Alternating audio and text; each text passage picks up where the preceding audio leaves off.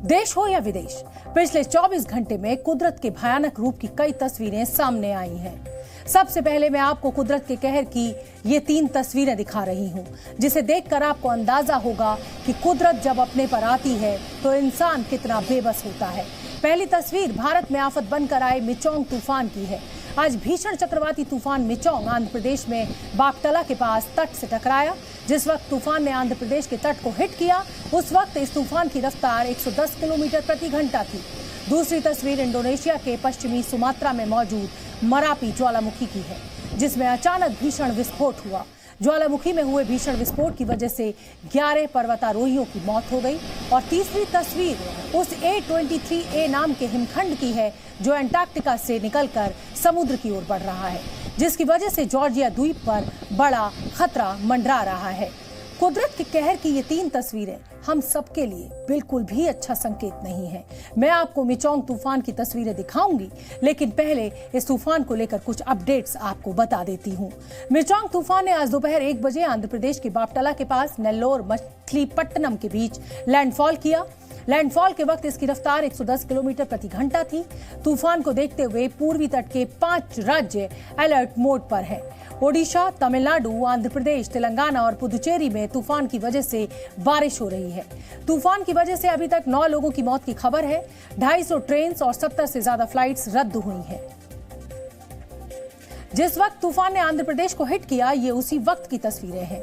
आंध्र प्रदेश में तूफान के लैंडफॉल के समय हवा की रफ्तार 110 किलोमीटर प्रति घंटा थी। इंसान तो इंसान, जानवर भी जान बचाने के लिए छिपे हुए नजर आए। तूफान के बाद तेज बारिश ने आंध्र प्रदेश के कई शहरों को डुबो दिया। जगह जगह पानी भर गया। चक्रवाती तूफान की वजह से हो रही भारी बारिश की वजह से तिरुपति के सारे डैम्स ओवरफ्लो हो गए। ये तस्वीर तिरुपति की है, जहां डैम्स खतरे के निशान को पार कर चुके हैं। झरनों में पानी आ गया है, जिससे लोगों को मुश्किलों का सामना करना पड़ रहा है। सड़कें नदी में तब्दील हो गई हैं। साइक्लोन की वजह से आंध्र प्रदेश में जगह जगह पेड़ उखड़ गए हैं।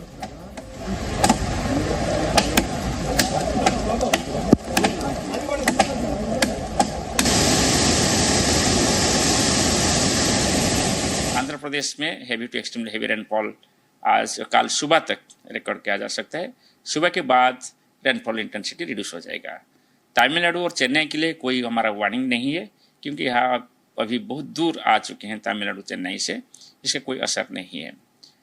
जो आंध्र को लगे हुए तेलंगाना है, तेलंगाना का कुछ डिस्ट्रिक्ट जो आसपास में है, वहाँ भी heavy to very heavy rainfall होने का संभावना है। इसके साथ साथ साउथ छत्तीसगढ़ और साउथ उड़ीसा में भी आइसोलेटेड प्लेसेस में हेवी रेनफॉल हो सकता है आज और कल। जो फिशरमैन है, कल सुबह तक समुद्र के अंदर नहीं जाना चाहिए। इसके बाद समुद्र को जा सकते हैं, क्योंकि अभी समुद्र अशांत है। कल सुबह तक समुद्र अशांत रहेगा। तो चेन्नई की एक और तस्वीर मैं आपको दिखा देती हूँ। सड़कें कहाँ हैं पता ही नहीं चल रहा है।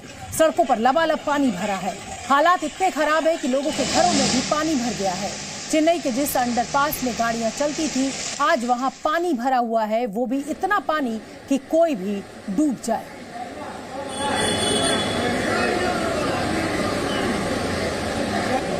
तूफान को देखते हुए पूर्वी तट के 5 राज्य अलर्ट मोड पर हैं। तूफान कैसे आगे बढ़ रहा है, आइए अब इसको समझाती हूँ। 2 दिसंबर को शक्तिशाली मिचोंग तूफान बंगाल की खाड़ी में उठा था, जिसके बाद इसने आज यानी 5 दिसंबर को आंध्र प्रदेश को हिट किया है। 6 दिसंबर को इसका असर ओडिशा में भी दिख सकता है। इसके अलावा चक्रवाती तूफान मिचोंग का प्रभाव पश्चिम बंगाल में भी दिखेगा।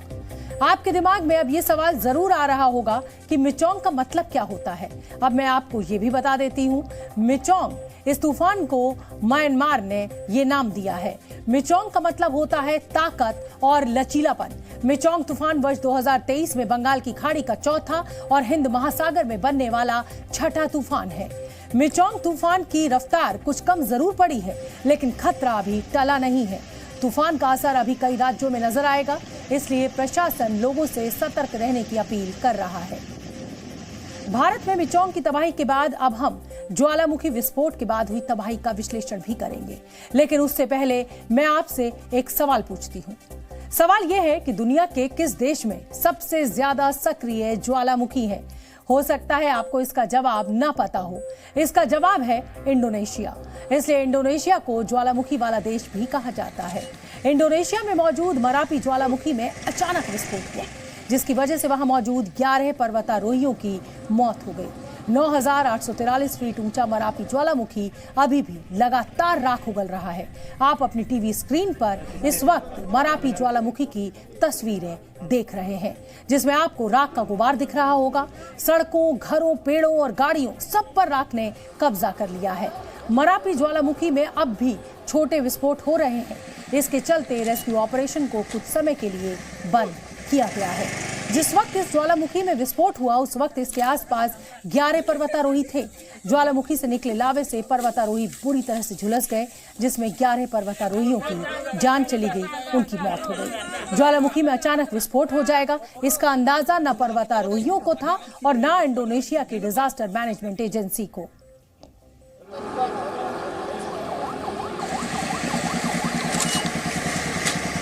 Yang jelas sekarang ini setelah awalnya ini 11 yang meninggal, yang sudah berhasil dievakuasi baru 3, berarti 8 masih tinggal di atas. Ini belum bisa kita evakuasi. Dan untuk yang 3 orang yang tadi yang selamat sudah terevakuasi semua, tinggal 2 ini nanti terevakuasi semua. Sekarang tinggal 12 lagi yang belum. Sudah kita laksanakan dari sejak minggu kemarin, hari Minggu. Sisa dari hal yang mau dievakuasi diperkirakan jumlah 18 orang. Indonesia में Marapi का मतलब आग का पहाड़ होता है। Marapi ज्वालामुखी Sumatra द्वीप का सबसे सक्रिय ज्वालामुखी है। दुनिया में 1500 सक्रिय ज्वालामुखी हैं। इनमें सबसे ज्यादा एक्टिव ज्वालामुखी इंडोनेशिया में है। यहां पर कुल 121 ज्वालामुखी हैं। इनमें से 74 ज्वालामुखी सन 1800 से सक्रिय हैं। इनमें से 58 ज्वालामुखी साल 1950 से सक्रिय हैं, यानी इनमें कभी भी विस्फोट हो सकता है। 7 ज्वालामुखी में तो 12 अगस्त 2022 के बाद से लगातार विस्फोट हो रहे हैं। केलूट, क्राकटाउ, मरापी, लेवोटोलोक, कारांगेटोंग, सेमुरू, ईबू और डुकोनो इंडोनेशिया के सबसे ज्यादा सक्रिय ज्वालामुखी हैं। इंडोनेशिया के बाद सबसे ज्यादा सक्रिय ज्वालामुखी अमेरिका में है। अमेरिका में 63 सक्रिय ज्वालामुखी हैं। जापान में 62, रूस में 49 सक्रिय ज्वालामुखी हैं और चिली में 34 सक्रिय ज्वालामुखी हैं। मरापी ज्वालामुखी में अभी भी विस्फोट हो रहे हैं, जिसकी वजह से रेस्क्यू टीम भी अपने ऑपरेशन को अंजाम नहीं दे पा रही है। इस बात की आशंका भी बनी हुई है कि इस ज्वालामुखी में फिर बड़ा विस्फोट हो सकता है। तो अब मैं आपको कुदरत के कहर की एक और तस्वीर दिखाती हूँ। ये तस्वीर भी प्रकृति के साथ हो रही छेड़छाड़ के परिणाम यानी जलवायु परिवर्तन का ही नतीजा है। दिल्ली से 3 गुना, ग्रेटर लंदन से 2.5 गुना बड़ा आइसबर्ग यानी हिमखंड अंटार्कटिका से निकलकर समुद्र की ओर बढ़ रहा है। A23A नाम का ये हिमखंड अंटार्कटिका से अलग हुआ है। इस आइसबर्ग का क्षेत्रफल करीब 4000 वर्ग किलोमीटर से भी ज्यादा है। ये आइसबर्ग वर्ष 1986 में अंटार्कटिका से टूटकर अलग हुआ था, लेकिन अभी तक ये स्थिर था। अब 37 साल बाद इसने अपनी जगह को छोड़ना शुरू किया है और अंटार्कटिका के वेडेल सागर में समा रहा है। अब मैं आपको इसकी लोकेशन दिखाती हूँ। इस समय A23A आइसबर्ग अंटार्कटिका प्रायद्वीप के उत्तरी हिस्से में है और दक्षिण की ओर बढ़ रहा है। माना जा रहा है कि विशालकाय आइसबर्ग जॉर्जिया द्वीप तक जैसे जैसे पहुंचेगा ये समुद्र में समा जाएगा। अगर ये समुद्र में नहीं समाया तो जॉर्जिया द्वीप पर बड़ा खतरा होगा। हो सकता है द्वीप को ही समाप्त कर दे। तो चलिए, वक्त हो गया है आज के प्रेरक विचार का। सकारात्मक सोच वाले लोग हर परेशानी में एक अवसर देखते हैं और जो लोग नकारात्मक सोच रखते हैं वो हर अवसर में परेशानी देखते हैं। तो अपनी सोच को सकारात्मक दिशा में ही आगे बढ़ाइए। Z News।